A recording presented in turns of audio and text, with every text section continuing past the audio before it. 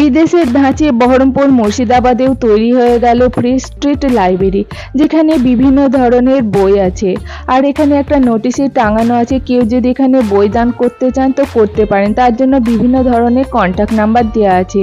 আর এখানে দুটো ছোট্ট লাইব্রেরিতে বিভিন্ন ধরনের বই আছে, যেগুলো মানুষ এখানে বসে পড়াশোনা করতে পারেন। আর এখানে সুন্দরভাবে লেখা আছে বই পড়ুন, বই দান করুন। রাস্তার চারিপাশটা খোলা, আর এখানে যে সমস্ত ব্যক্তিরা বসে পড়াশোনা করবেন তার জন্য খুব সুন্দর একটা পরিবেশ তৈরি করা হয়েছে। বসার জন্য সিট, আর রোদ বৃষ্টির থেকে রক্ষা পাওয়ার জন্য মাথার উপর ছাউনি। এই রিলেটেড ভিডিওর লিঙ্কে ডেসক্রিপশনে দেওয়া থাকবে, চাইলে তোমরা ফুল ভিডিওটা দেখে নিতে পারো।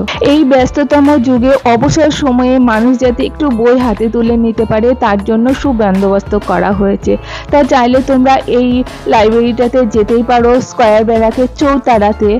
আর আমার এই ছোট্ট ভিডিওটি যদি ভালো লাগে একটি লাইক, কমেন্ট আর সাবস্ক্রাইব করে পাশে থেকো। দেখা হচ্ছে অন্য ব্লগে। টাটা।